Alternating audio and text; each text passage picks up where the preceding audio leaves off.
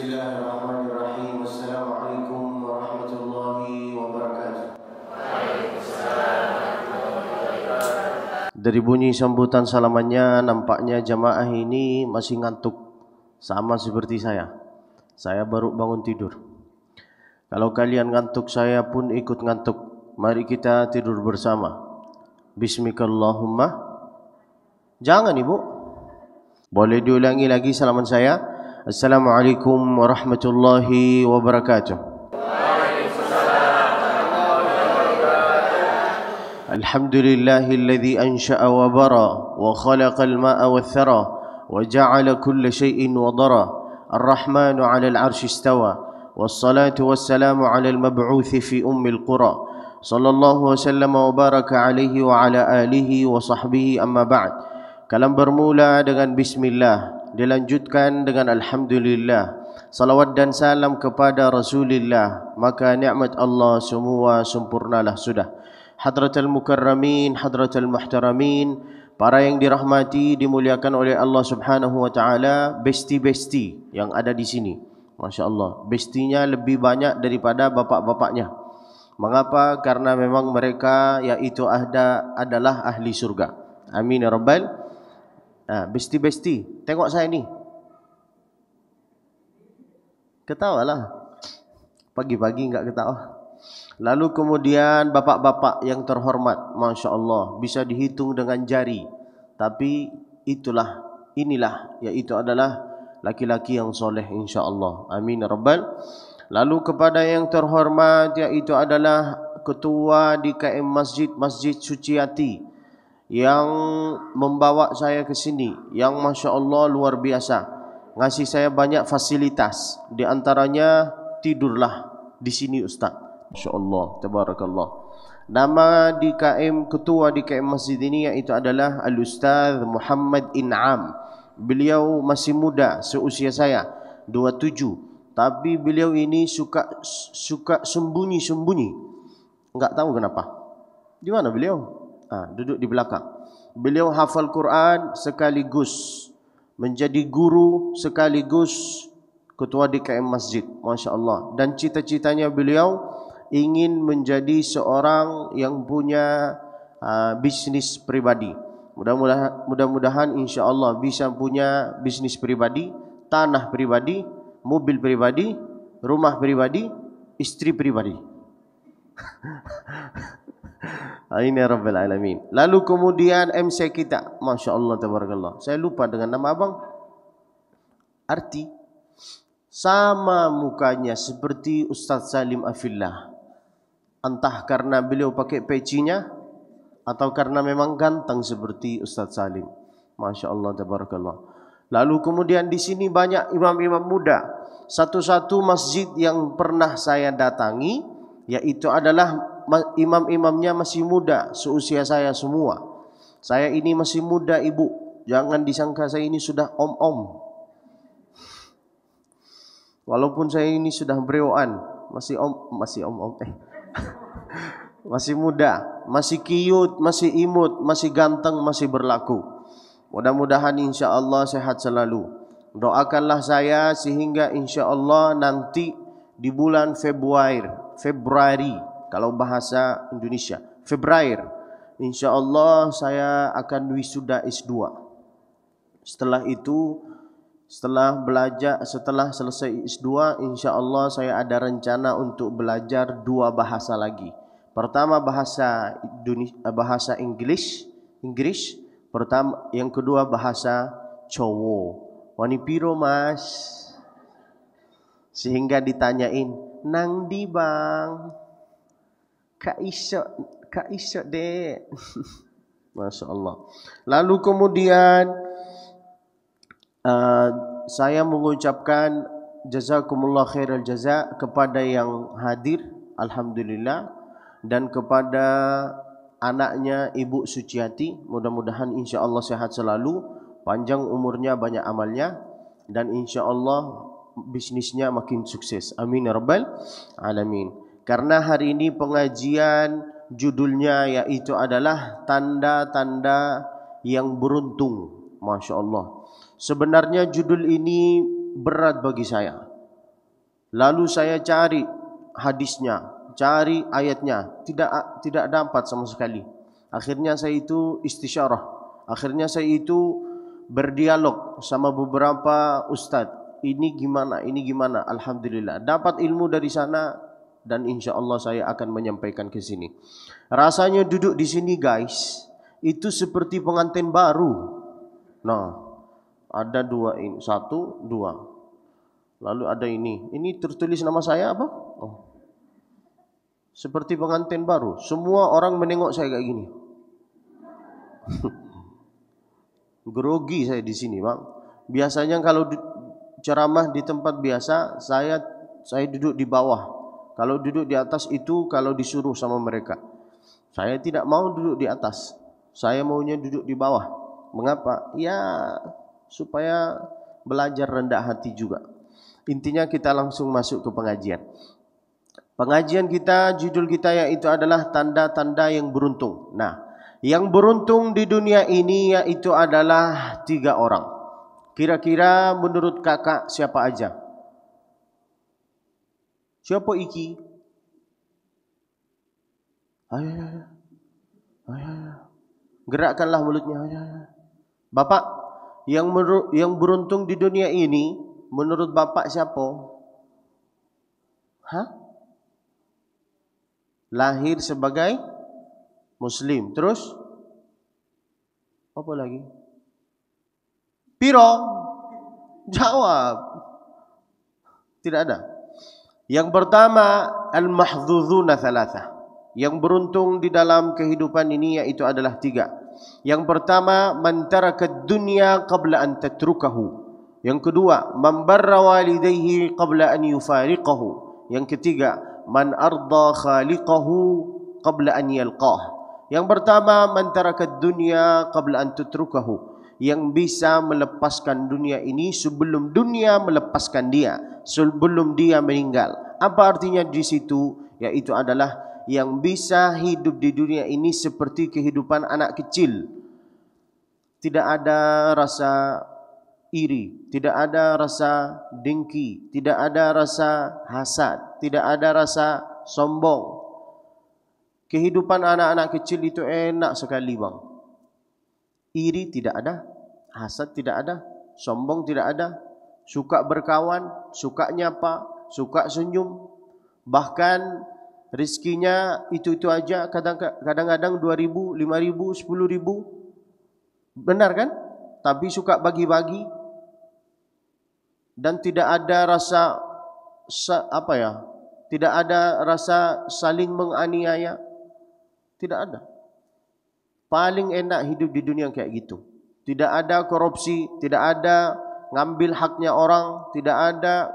Itulah man taraka dunya qabla an tatrukahu. Yang amalannya itu aja. Tidak banyak seperti ulama, seperti para kiai. Bayangkan, suatu ketika datanglah salah satu sahabat Nabi mengadu ke baginda Nabi, "Ya Rasulullah, ara'aita idza sallaita al-maktubat?" Kalau saya cuma hanya melakukan yang wajib-wajib saja, yaitu adalah as-salawatul khams, menjaga 5 solat, wa sumtu Ramadan, lalu kemudian saya puasa di bulan Ramadan, walam a'mal ala dhalika syai', lalu kemudian saya tidak solat sunnah, saya tidak puasa sunnah, saya tidak melakukan yang sunnah, saya cuma melakukan yang wajib-wajib saja, yaitu adalah solat, puasa, tidak putus silaturahim, lalu kemudian saya baik-baik sama orang, itu yang cuma wajib-wajib saja. Apakah saya walam azid ala dhalika syai'an, saya tidak melakukan yang sunnah-sunnah, apakah saya layak masuk surga? Apa kata Nabi SAW? Masuklah engkau ke surga. Kita wajib belum tentu bisa melakukan, apalagi sunnah. Benar kan guys? Nah, maka paling minim yaitu adalah jaga yang wajib dulu. Yang pertama, solat 5 waktu. Saya dulu suka meninggalkan solat.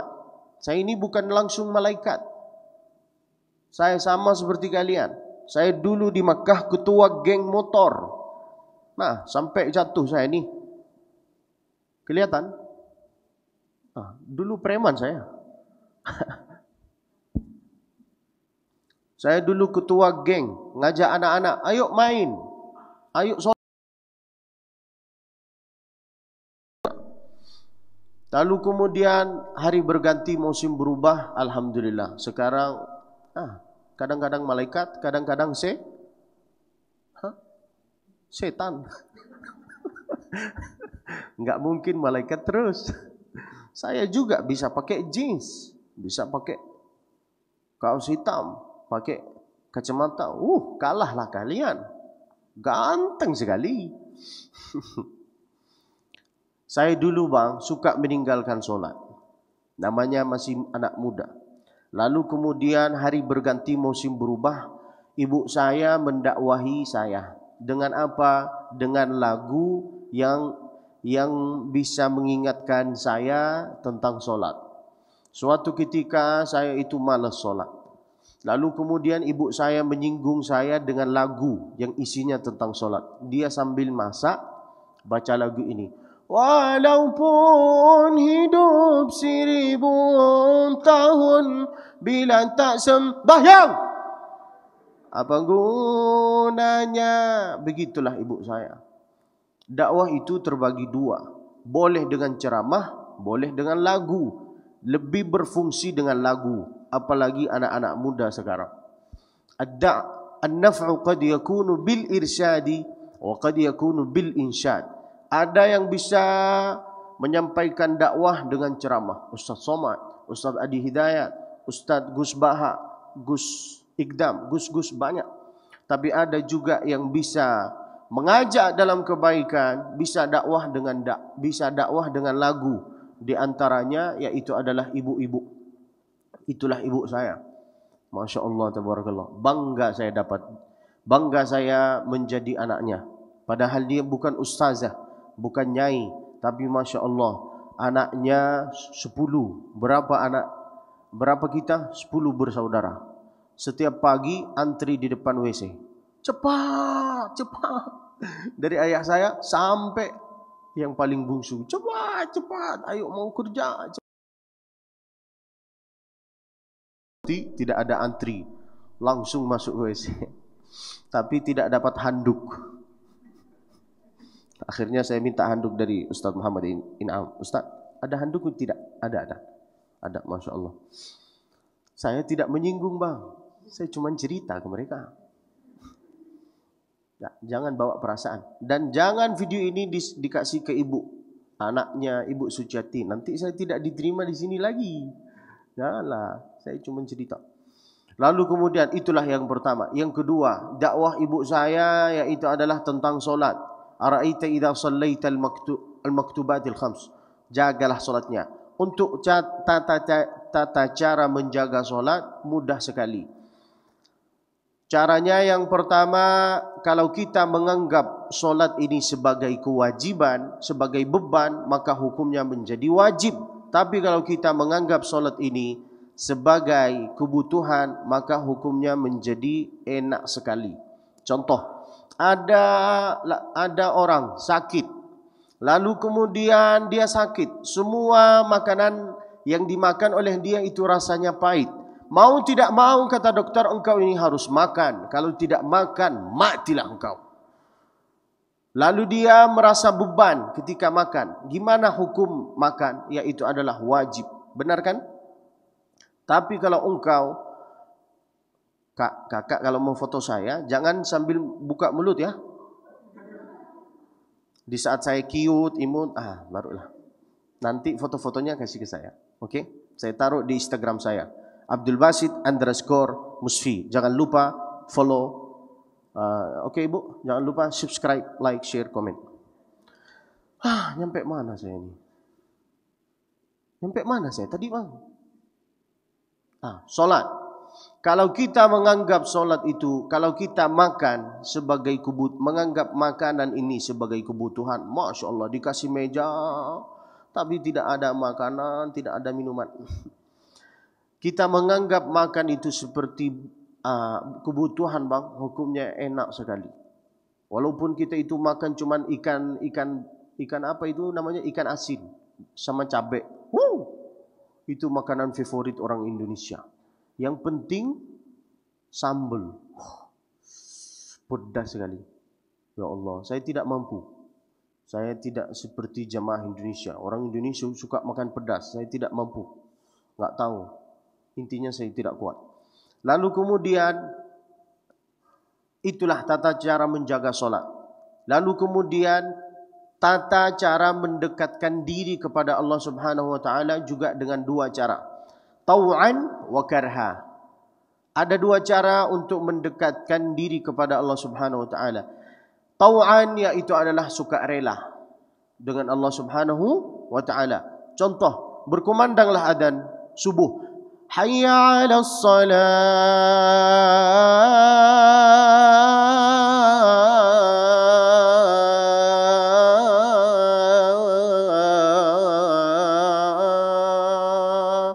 Berkumandanglah adzan, saya sukarela dengan adzan ini, dengan solat ini, lalu saya melaksanakan solat. Tapi kalau kita menganggap, tapi kalau kita ada perasaan beban, terpaksa, ya itu adalah hukumnya menjadi wajib bang. Tidak enak solat bang, sama sekali.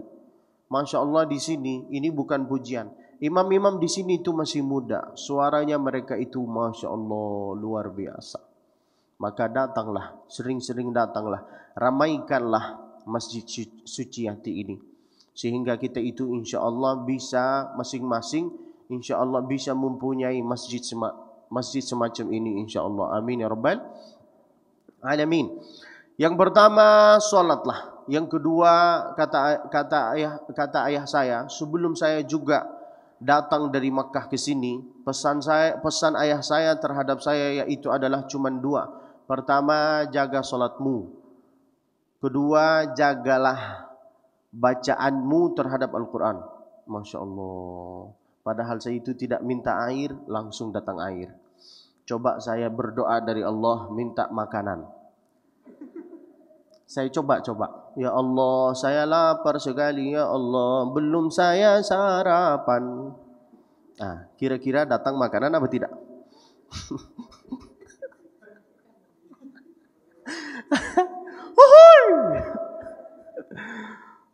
Yang pertama solat, jagalah solatmu, jagalah. Makanya mengapa solat itu berat? Karena pahalanya yaitu adalah surga. Andai pahalanya yaitu adalah kipas angin, siapa yang mau? Benar kan guys? Berat itu menjaga solat. Makanya afdal ibadah yaitu adalah ketika engkau melaksanakan solat di awal waktu. Paling bagus. Kalau bisa, kalau ingin menjaga solatnya di awal waktu, jalanlah sama atu-atu. Masya Allah. Atu-atu ini kadang-kadang mereka datang sebelum adzan. Mereka datang ke masjid. Ngapain? Ke WC. Ya, untuk hajat dulu. Kan enggak salah. Jalan-jalanlah sama atu-atu. Saya suka jalan-jalan sama atu-atu. Yang sudah banyak batunya, saya jalan sama dia. Saya dapat banyak hikmah dari mereka. Meskipun mereka itu bukan ahli hadis, bukan ahli Quran, tapi pesan orang, pernah saya duduk sama orang tua, pesannya dia terhadap saya itu cuma satu. Apa kata dia? Uruslah solatmu, Allah akan urus rizkinya engkau. Wow, amazing. Oh my God, enak sekali. Cuman urus solatnya, lalu Allah kasih rizki, akan urus rizki kita. Masya Allah, tabarakallah. Dari situ saya coba untuk menjaga solat. Dari usia 16 sampai sekarang. Mudah-mudahan istiqamah insya Allah. Amin ya rabbal alamin. Pertama, dakwah ibu saya itu yaitu adalah untuk solat. Kedua, yaitu adalah tentang Quran. Dia selalu menyampaikan, nak, jangan sampai dalam sehari tidak pernah mengaji. Harus mengaji. Nih kakak-kakak, adik-adik, besti-besti, harus mengaji dalam sehari. Oke? Bisa? Nih, ada salah satu orang yang banyak dosa. Dia itu selalu banyak dosa bang. Dosanya entahlah, dosa apapun lah yang ada di pikirannya engkau. Entah mabuk, entah zina, entah apalah. Intinya dia itu seorang dosa, berdosa. Dia itu dosa balik, dosa balik, dosa balik, dosa balik. Ketika dia balik, dia itu selalu membaca surat Al-Mulk. Maka ada 30 ayat di dalam Al-Quran, 30 ayat yang bisa menyelamatkan kita dari azab kubur. Surat apa namanya? Surat Al-Mulk, yang bunyinya kayak gini. Bismillahirrahmanirrahim. Allah. Itu suara orang banyak hutang. Angkatkanlah suaranya. Allah. Coba. Itu terpaksa. Oh. Pelan-pelan. Allah. Ayo. Masya Allah. Tabarakalladzi biyadihil mulku wa huwa ala kulli syai'in qadir.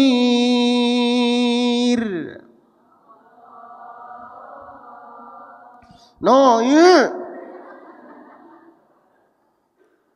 الذي خلق الموت والحياة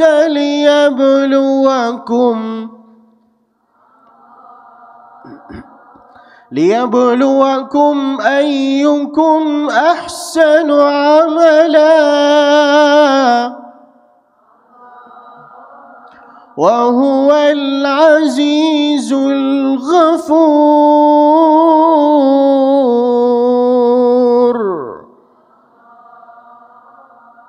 Masya Allah, tabarakallah. 30 ayat yang bisa menyelamatkan kita dari azab kubur. Surat apa? Surat Tabarak. Seorang pendosa ini bang, dia itu berdosa balik, berdosa balik, berdosa balik, berdosa balik. Lalu kemudian meninggallah. Ketika dia meninggal, datanglah Munkar Nakir, datanglah surat Al-Mulk. Kata Munkar Nakir, anak ini, laki-laki ini harus ditarik ke neraka karena dia seorang pendosa. Dosanya yaitu adalah dosa besar, maka harus ditarik ke neraka, harus disiksa. Datanglah surat Al-Mulk mengatakan kalian tidak boleh membawa ini ke neraka. Mengapa? Karena kalau kalian bawa dia ke neraka, itu seolah-olah kalian menyiksa dia. Berdialoglah mereka, lama berdialog. Kata surat Al-Mulk, tetap ini tidak boleh dibawa ke neraka. Karena di hatinya dia ada Al-Quran. Kalau kalian menyiksa dia, itu kalian seperti seolah-olah menyiksa saya. Berdialoglah mereka, lama berdialog, akhirnya mereka lapor kepada Allah Subhanahu wa Ta'ala. Lalu apa kata Allah Subhanahu wa Ta'ala? Apa masalah kalian? Ada apa ini?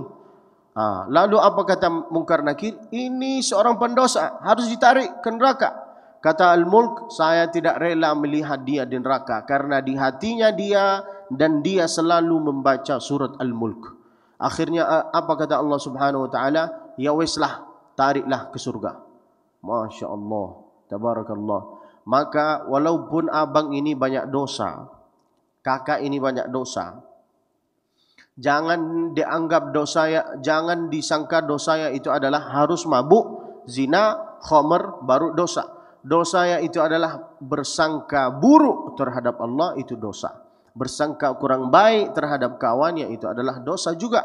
Berbicara tentang kawan, tentang tasnya teman, tentang make upnya teman, sok-sok cantik. Coba lihat bibirnya, itu pun dosa. Benar kan Besti? Kerudungnya kredit. Contoh. Itu perempuan. Kalau laki-laki jarang ada yang gosip-gosip. Benar kan? Mereka sibuk dengan rokok. Ahli hisab. Masya Allah. Itu pun dosa. Makanya surat Al-Mulk ini dapat banyak gelar. Di antara gelar surat Al-Mulk, Al-Munjiyah, An-Najiyah, yang bisa menyelamatkan kita dari azab kubur, yang bisa banyak. Maka abang-abang kalau abang telusuri orang-orang soleh dulu bang, mereka itu tidak banyak ilmu, tidak hafal Al-Quran banyak, tapi mereka itu punya amalan yang selalu dibacakan oleh mereka, yaitu adalah surat Yasin. Pada hari Kamis malam Jumat baca Yasin. Lalu kemudian ada yang membaca surat Al-Mulk. Lalu kemudian ada yang membaca surat Al-Kahfi. Pilihlah satu di antara mereka bang. Kalau Al-Kahf itu Masya Allah pahalanya, kelebihannya adha'alahu ma bainal jumu'atain, dapat cahaya di antara dua Jumat. Cahaya apa? Cahaya ilahi, bukan cahaya ini. Ini cahaya supaya saya itu kelihatan ganteng. Padahal saya itu sudah ganteng. Tapi mereka meragukan saya. Contoh, faham bang? Man taraka dunya qabla an tatrukahu. Jangan membawa perasaan dengki, iri. Ini Masya Allah, tetangga yang beli kulkas, saya yang kedinginan.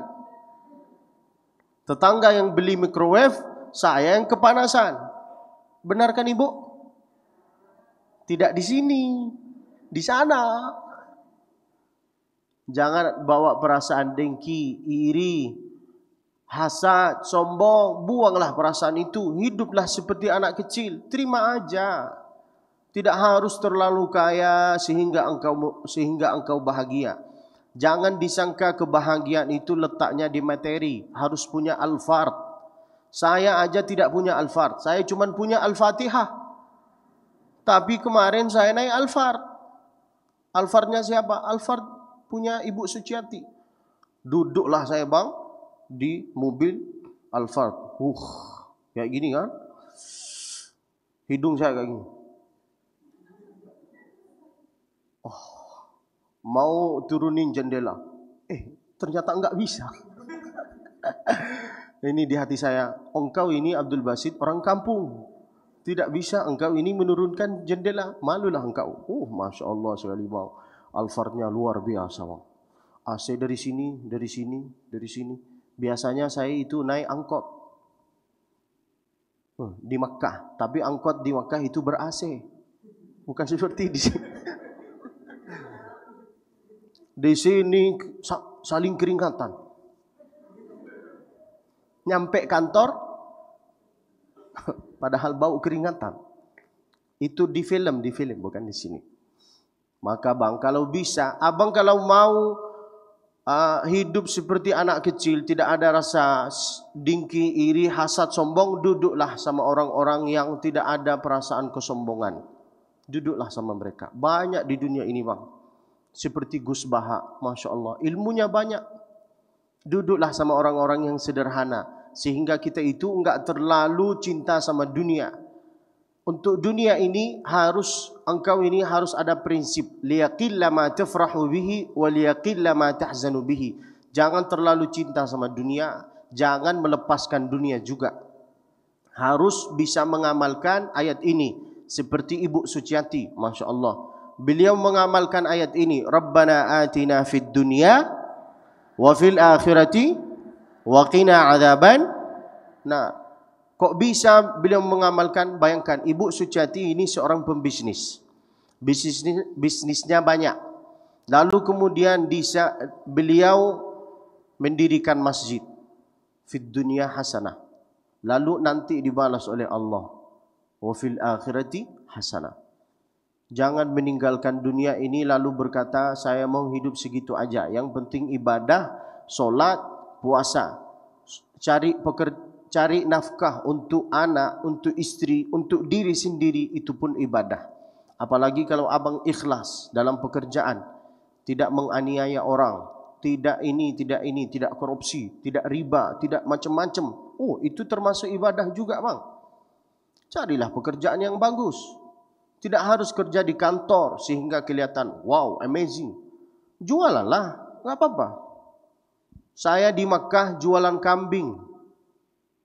Jualan kambing, jualan onta, jualan sapi. Bayangkan, seganteng ini jual kambing. Nabi dulu juga, Nabi Muhammad jual kambing.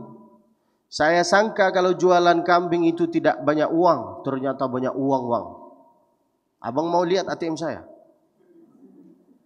Banyak uang saya. Masya Allah, jualanlah, enggak apa-apa, jangan malu. Jangan gengsi, jangan egois dalam kehidupan ini. Enggak apa-apa, engkau hitam. Namanya laki-laki. Kalau ibu jangan. Di sini hitam, di sini putih. Ngeri. Hiduplah sederhana. Lepaskanlah dunia ini. Maksudnya jangan terlalu cinta. Biasa-biasa aja. Tapi jangan terlalu cinta sama dunia. Jangan terlalu melepaskan dunia. Ada banyak orang yang berkata, tinggalkanlah dunia ini. Kejarlah akhirat. Itu salah. Kalau kita meninggalkan dunia ini, yang akan menguasai dunia ini yaitu adalah orang-orang yang non-muslim. Maka abang-abang, kakak-kakak harus jadi seorang pembisnis seperti sahabat-sahabat Nabi. Artinya zuhud itu yaitu adalah enggak terlalu tamak terhadap dunia ini. Dikasih oleh Allah segini, terima. Dikasih oleh Allah segini, terima. Jangan terlalu tamak, minta ini, minta ini, minta ini, minta ini. Seperti kita. Dikasih oleh Allah cincin di sini, minta di sini. Dikasih di sini, minta di sini. Dikasih di sini, minta di sini. Dikasih di sini, minta di sini. Dikasih di sini, minta di sini. Sampai ada yang kemarin saya lihat. Di mana? Di Malioboro. Saya kemarin jalan-jalan. Alhamdulillah. Jamaah tidak tahu bahwa saya itu jalan-jalan. Karena saya pakai jeans. Pakai jeans. Saya lupa tidak pakai masker. Saya suka jalan-jalan seperti kalian. Jangan dianggap saya malaikat. Berarti dia masih terus. Maka itulah bang. Hiduplah. Duduklah sama orang-orang yang sederhana. Yang kehidupannya cuman. Yaitu adalah kerja. Jaga solat. Ngaji. Ada waktunya untuk mengaji. Setelah itu tidak iri, tidak dengki, tidak sombong, enak. Ahli hisab, weslah. Tidak mau ikut urusan orang, tidak menganiaya orang, tidak korupsi, tidak ini. Hiduplah sederhana ini. Man tarakat dunya qabla an tatrukahu. Abang-abang, kakak-kakak harus punya satu amalan. Kalau tidak bisa di dunia, kalau tidak bisa sering membaca surat Al-Mulk, bacalah surat Yasin. Tidak bisa baca surat Yasin, harus sering-sering istighfar. Sering-sering istighfar. Astaghfirullah Rabbal baraya. Astaghfirullah minal khataya. Lihat barang mahal, astaghfirullah. Lihat mobil mahal, astagfirullah. Lihat cantik, lihat cewek cantik, istighfar apa subhanallah? Subhanallah, alhamdulillah katanya. Berarti kita sama bang. Masa istighfar belum disentuh, jangan istighfar. Alhamdulillah. Lihat nenek-nenek, astagfirullah. Contoh, sering-sering istighfar. Siapa yang sering istighfar, ja'alallahu min kulli dhiqin makhraja wa min kulli hasib. Yang sering istighfar dapat 3. Pertama, ja'alallahu lahu min kulli dhiqin makhraja. Yang abang dalam keadaan kesulitan, tidak dapat pekerjaan, tidak dapat jodoh, lalu kemudian uangnya tidak banyak. Min kulli dhiqin makhraja. Setiap kesulitan ada solusi. Wa min kulli hammin faraja. Setiap kesusahan, setiap yang menurut engkau ini tidak ada jalan sama sekali, maka Allah kasih kemudahan. Wa razaqahu min haitsu la yahtasib. Dikasih oleh Allah Subhanahu wa taala rizki yang tidak pernah disangka-sangka sama kita. Masya Allah, tabarakallah. Nih ada Masya Allah di sini yang memiliki Masjid Suciati, yaitu adalah Sepam. Beliau yang bisa ngusir, beliau yang bisa, silakan. Siapa namanya?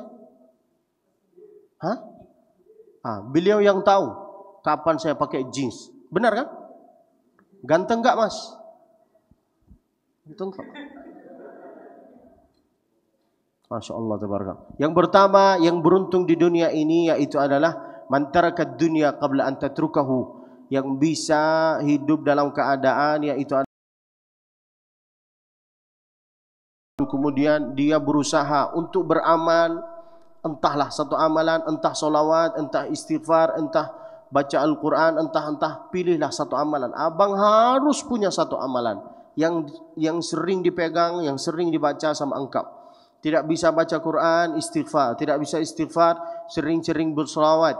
Kata Nabi, "Idza aradallahu bi'abdin", kalau engkau ingin dalam kebaikan, kebaikan rumah tangga, kebaikan bisnis, kebaikan perjalanan, kebaikan entahlah, intinya dalam kebaikan terus, maka yassarallahu lahu lisanahu, maka Allah mudahkan, lancarkan lidahnya ini untuk sering-sering bersolawat. Coba kita bersolawat.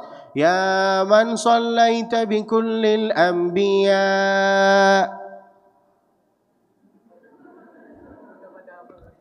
Tidak hafal? Pura-pura hafal. Yang penting mulutnya kayak gini. Ya man sallaita bi kullil anbiya, ya man fi qalbika rahmatul linnas,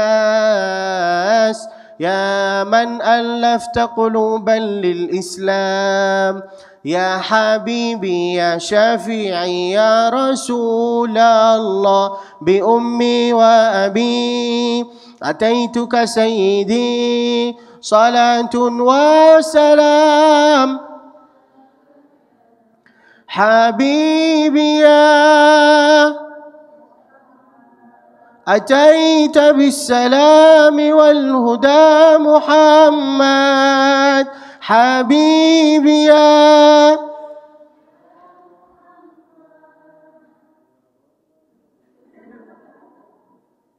Giliran solawat, coba lagu-lagu TikTok, pasti semua bersuara.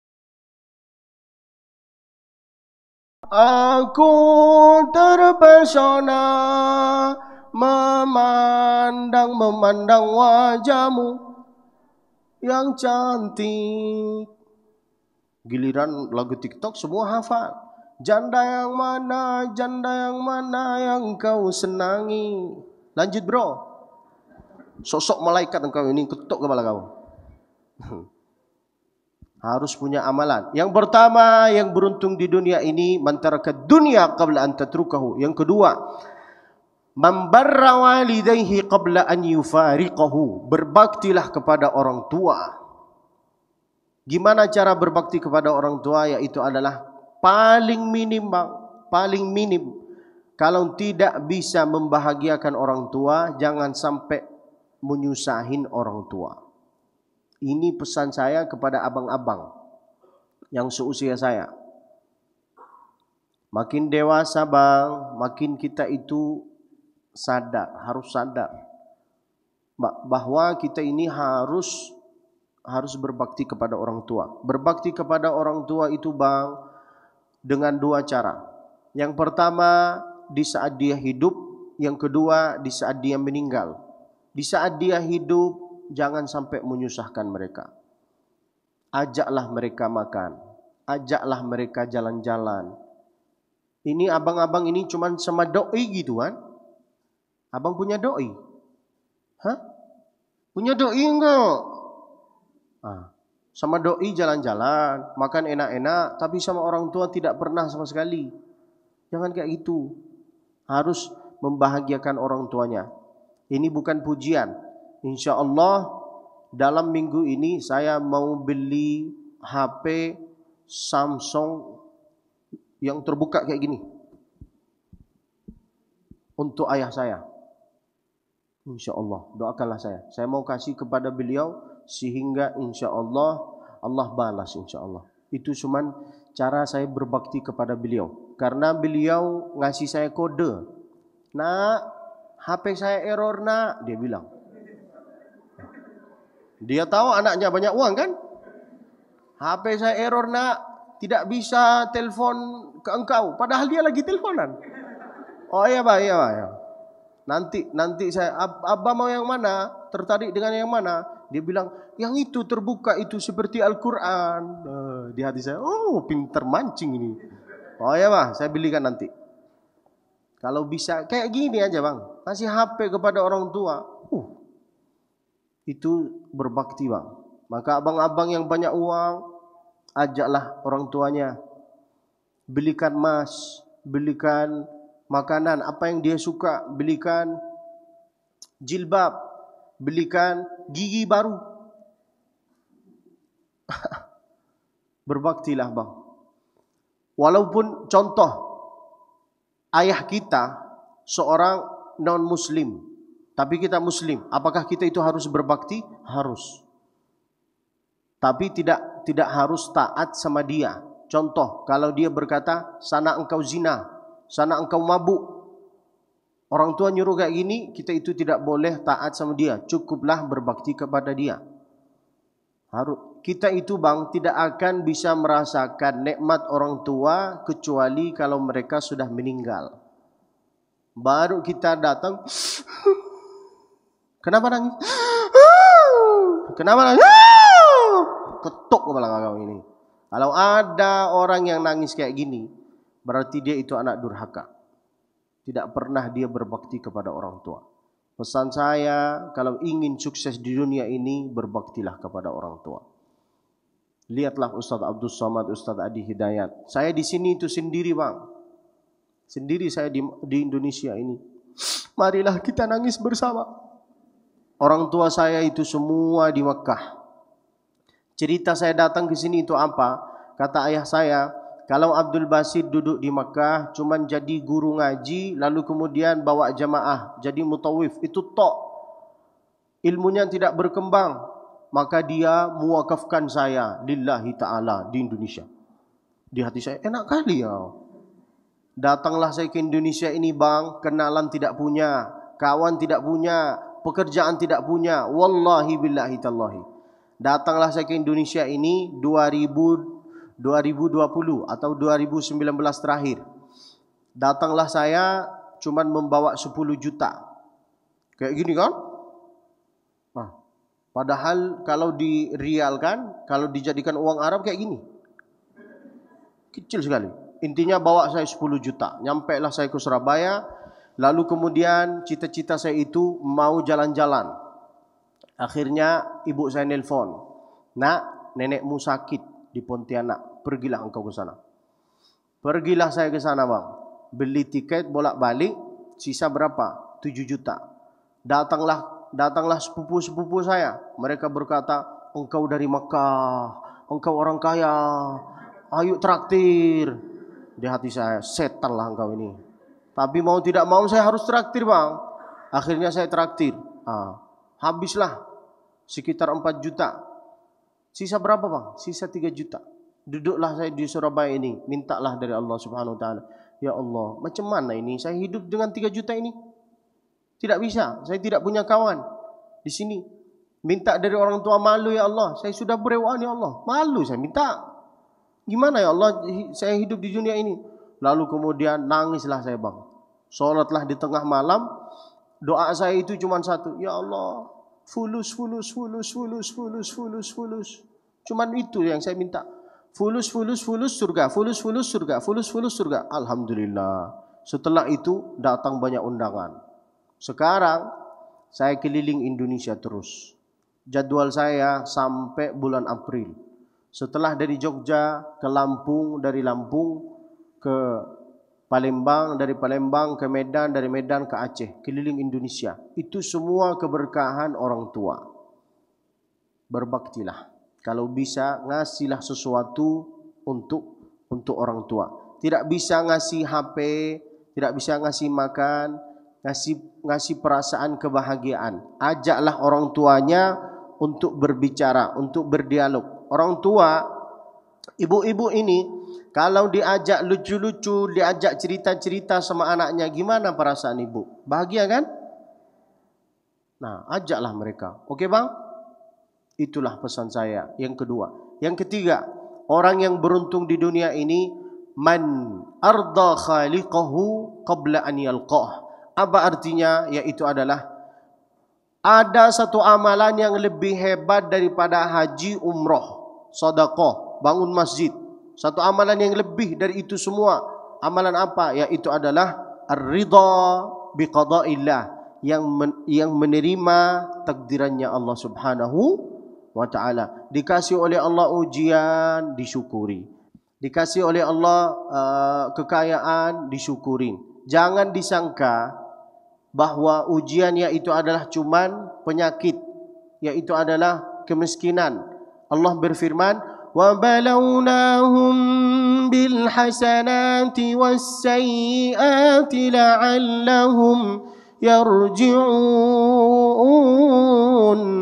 Allah akan memuji semua orang yang sudah banyak ilmu, dikasih oleh Allah ujian. Yang tidak punya ilmu dikasih ujian. Yang punya banyak harta dikasih ujian. Yang miskin dikasih ujian. Yang sakit itu ujian. Yang sehat itu pun ujian. Apakah engkau ini pergi ke masjid? Apa tidak? Apakah engkau ini sering datang ke pengajian? Apa tidak? Itu semua ujian bang. Man arda khaliqahu qabla an yalqah, yang bisa menerima takdirannya Allah Subhanahu wa ta'ala. Jarang ada yang bisa menerima takdirannya Allah, ujian Allah.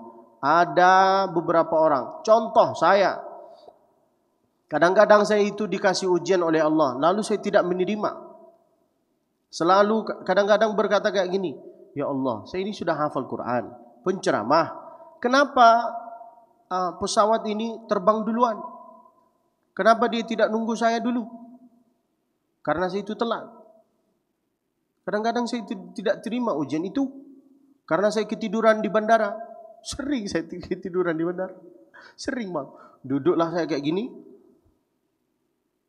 Sebenarnya tidak mau tidur, tapi karena lihat hamba-hamba Allah yang cantik, tertidurlah saya. Terbanglah pesawat. Lalu saya tidak menerima ujian itu. Ya Allah, saya ini dari tadi duduk di sini. Kenapa pesawat itu lebih awal dia terbang? Kenapa enggak nunggu saya? Untuk menerima takdirannya Allah itu berat bang. Siapa yang bisa? Yaitu adalah orang-orang yang dipilih oleh Allah Subhanahu wa ta'ala. Kalau ingin mendapat ridha Allah Subhanahu wa ta'ala, yaitu adalah melalui dua orang tua. Kalau dua orang tua itu sudah ridha terhadap engkau, maka itulah tanda Allah Subhanahu wa ta'ala sudah ridha terhadap kita. Inilah tiga orang yang beruntung di dunia ini, yang bisa mentaraka dunia qabla an tatrukahu, yang bisa hidup dalam keadaan yaitu adalah tidak ada rasa musuh, dengki, iri dengan segalanya. Lalu dia jaga solatnya. Lalu dia punya satu amalan. Yang kedua, man barra walidayhi qabla an yufariqahu, yang bisa berbakti kepada orang tuanya. Yang ketiga, man arda khaliqahu qabla an yufariqahu, siapa yang bisa menerima takdiran Allah, ujian-ujian Allah Subhanahu wa ta'ala. Hadza wallahu a'lam wa ilmuhu atam, wa sallallahu wasallam wa baraka alaihi wa ala alihi wa sahbihi wasallam. Sebelum saya tutup acara ini, kira-kira ada pertanyaan dari jamaah? Boleh di dalam tema, boleh di luar tema. Silahkan. What can I do for you? Orang berbisnis, kadang-kadang kita tidak mempunyai modal. Kita punya modalnya, kita minta pinjam dari bank umum, istilahnya bukan bank syariah. Ada yang berpendapat itu haram. Padahal kita bisa bekerja dengan pinjam modal tersebut, kita bisa menarik pegawai-pegawai untuk menghidupi keluarganya. Nah, itu yang saya tanyakan, apakah meminjam modal dari bank umum itu semua hasil dari kerja itu haram semua atau seperti apa? Makasih. Assalamualaikum warahmatullahi wabarakatuh. Waalaikumsalam warahmatullahi wabarakatuh. Bisnisnya kakak apa? Bikin mie. Bikin mie? Iya. Mudah-mudahan semua yang ada di sini beli mie dari ibu. Amin. Bahagia? Iya. Saya juga bahagia. Tapi dikasih dulu mie-nya baru saya bahagia. Iya. Apakah boleh minjam saya dari bank, entahlah banknya apapun? Boleh. asal tidak ada riba, baru haram. Mungkin yang difahami oleh ibu haram yaitu adalah kalau ada riba. Uang dengan uang yaitu adalah haram, riba. Saya minjam 10 juta dari bank atau dari orang. Lalu kemudian beberapa bulan yang lalu, beberapa bulan yang depan, saya itu harus bayar 11 juta, 12 juta. Berarti ada tambahan 2 juta, 1 juta kan? Itu haram, riba. Itu yang diharamkan oleh Allah Subhanahu. Tapi kalau saya minjam 10 juta, bayar 10 juta, enggak apa-apa. Faham Ibu? Kan kalau di bank kan pasti ada berapa 0, berapa gitu kan, 10 tidak kembali 10 pasti kan ada lebihnya, karena kalau untuk perkantoran kan untuk bayar pegawai dan sebagainya kayak gitu.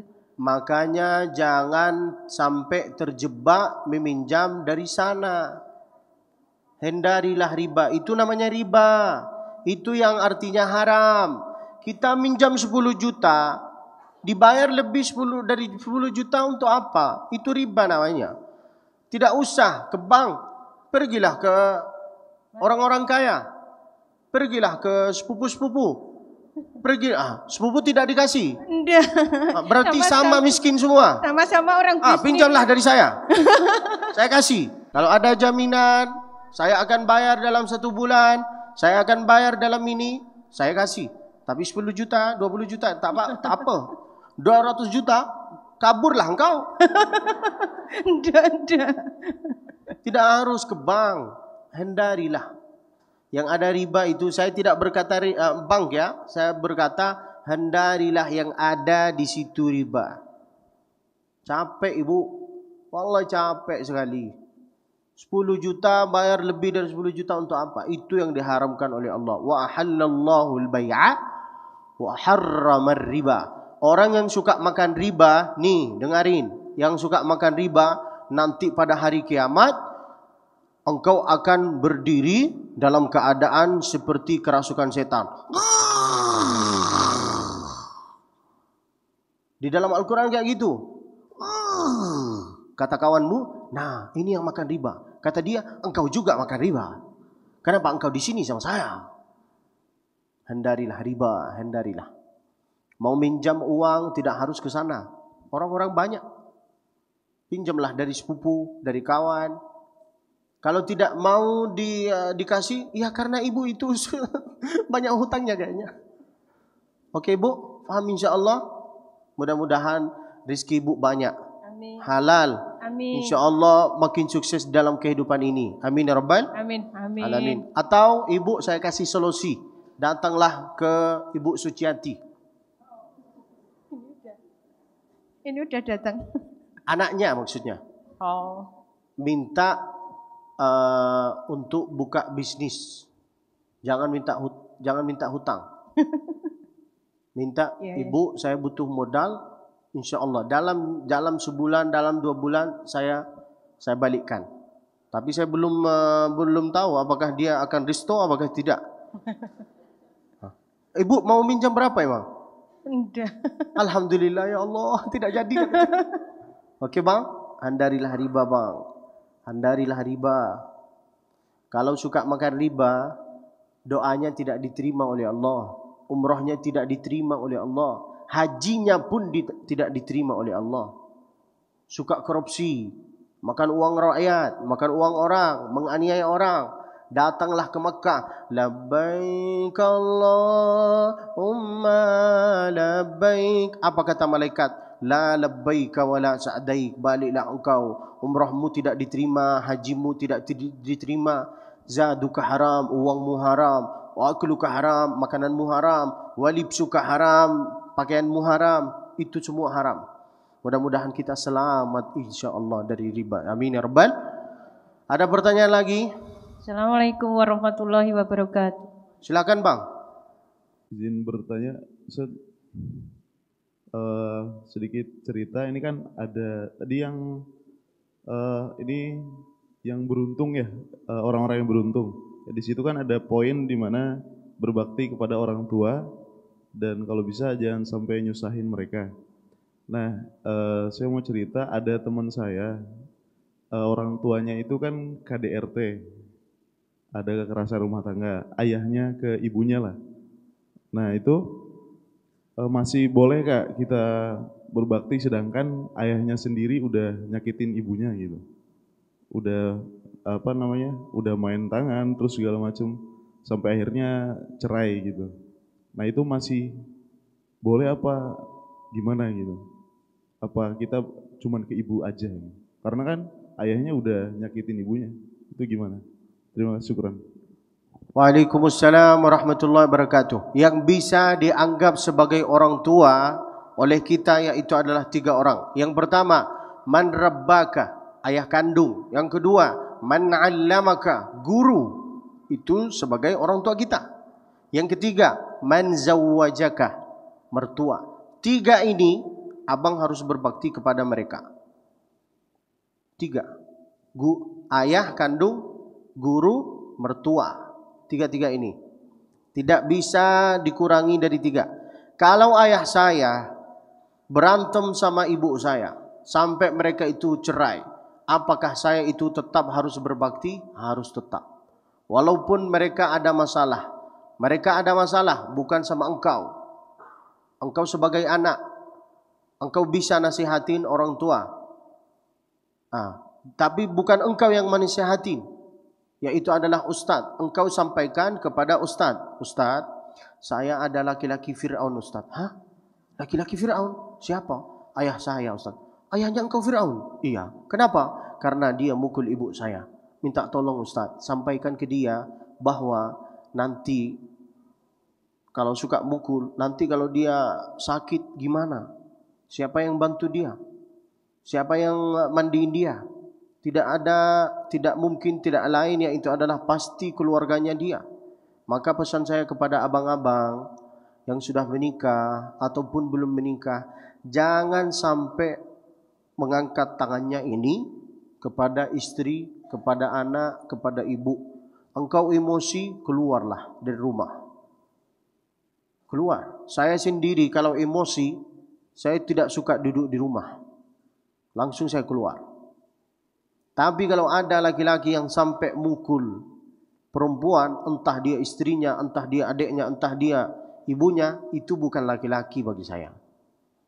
Bukan laki-laki engkau. Engkau ini sok-sok laki. Kalau engkau laki-laki, datanglah kemari. Ketuk kepala kau. Baru tahu rasa. Jangan sampai. Tugas kita bang harus berbakti. Sampai dia meninggal kita itu harus berbakti. Berbakti di saat hidup jangan sampai menyusahin. Berbakti di saat mereka meninggal, istighfar atas nama orang tua. Rabbighfirli wali walidayya warhamhuma kama rabbayani. Rabbighfirli wali walidayya walil muslimina wal muslimat wal mu'minina wal al-ahya'i minhum. Harus berbakti bang. Mudah-mudahan kita ini sebagai anak muda, kita insya Allah berusaha untuk berbakti kepada orang tua. Oke abang? Walaupun ayahnya engkau non-muslim, kita itu harus berbakti. Jangan ikut campur dalam masalah rumah tangga. Namanya mereka itu rumah tangga pasti adalah. Tapi kita itu tidak sampai di sini berbakti, di sini tidak. Walaupun dia itu keras, bang, kita datanglah ke dia. Sampaikan ke dia, jangan sampai bang mukul ibu. Baba, ibu ini cinta sama abah, makanya dia rela untuk nikah sama abah. Kasihlah beberapa perasaan gitu. Tapi jangan abang yang sampaikan. Sampaikan ke ustaz, ustaz yang sampaikan ke dia. Oke bang? Wallahu a'lam. Ada pertanyaan lagi? Ayo yang ketiga yang terakhir. Setelah itu saya tutup. Saya hitung sampai 5. Kalau tidak ada saya tutup. Siji, loro, telo, bukan telur kan? Telu, terus ini babat. Oh kirain babat. Papat. Cepat tanya, malah nunggu mereka ini. Tidak ada, ya weslah. Langsung doa. Itu tadi apa itu? Bukan bang.